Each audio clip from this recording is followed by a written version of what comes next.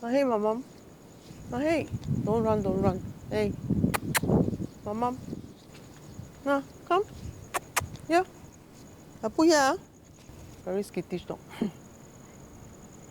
As a human being, you are living in abundance. And you're living amongst other living things that are so deprived of even the most basic need in life. I can't bear the idea that I'm enjoying myself and then they are hungry.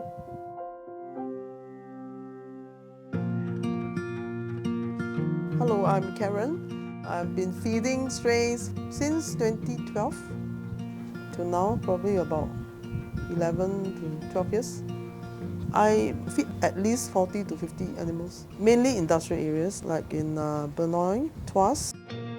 Tuas, there are two kinds of dogs. One are those in the container yards, in the factories. You know, they see humans in now, so they are quite okay.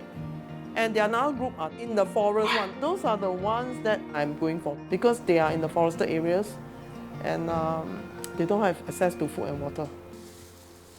Imagine you are very hungry and you're looking for food and water and you cannot find it and you are very desperate. I can't bear the idea that I'm enjoying myself and then they are hungry. I cook lah, because cooking is still cheaper than buying kibbles. One bag of kibbles easily can cost you $60, $80, $100.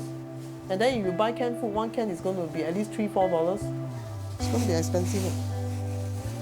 Like today, chicken, I need at least 30 kg. Then plus some meat dust. And then rice is definitely at least maybe 12 kg of rice. I need to bring some canned food. My feeding regime is from Monday to Saturdays.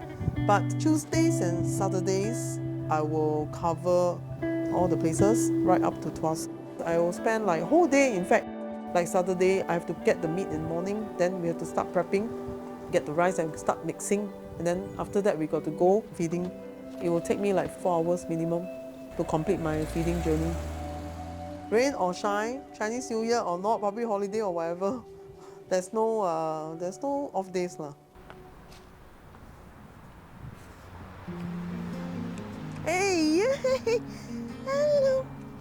Come. I got small pack one for you. No, come. Besides feeding, you got to make sure they are sterilized. Also, medical if they need help. Either they get run over by car, they broke the leg, or they have tick fever, and then some got wounds. The leg very swollen. My husband who will help me. We both will go and rescue the dog.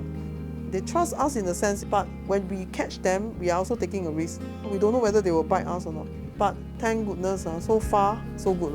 We don't get attacked by all these dogs. Normally, after we go to the vet, we don't release them back. It's to the shelter and then waiting to rehome. Hey, come. Hello. Hey. How's that? How come you never show up? Yeah? Recently, there are many cats in all these industrial areas. If you feed the dog without feeding them, right, they all sit there and look at you like, where's my food? Then feed them more. I'm sure in Singapore, most of the feeders who feed dogs in industrial areas, they also will be feeding cats, even though they are not cat person, because you pity them. So hungry.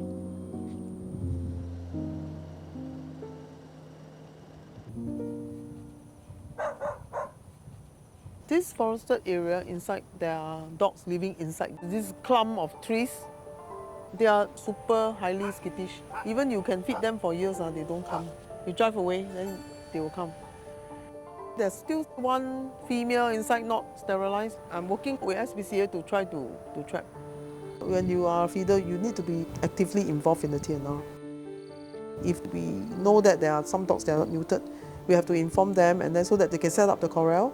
Then we will try to assist them when they do the TNR, like we have to feed and put into the corral and all that. TNR is important because it will contain the stray population. At least it will not grow too fast. If the population is uncontrolled, they will stray into residential areas. This is the kind of harsh environment they are living. There's no food, water. Where to get food and water? I've seen the garbage bins before. There's no food, nothing inside. You want some rice or not? So stray feeding will help to keep the animals in certain areas, yeah, so that they won't roam into other areas which may not meant for them to be, you know. Come, I give you some more. When they got enough food, they will not wander into all these housing estates because, you know, their stomachs are full, so they don't have to go and look for food.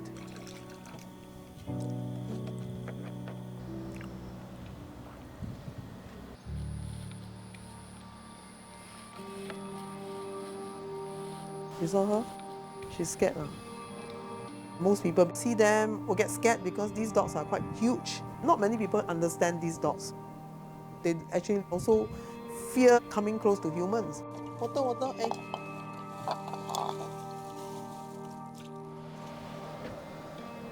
Oh, he's not here. What happened to him? I try to find him.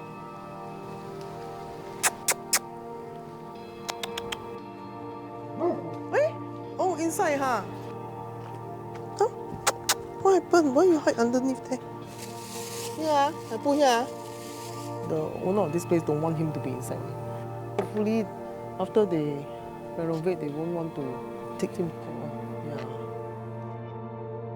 I'm not asking you to love the animal. I'm not asking you to love the strays, but at least do not stop people from feeding, and do not try to make life difficult for the animals who are just trying to stay alive.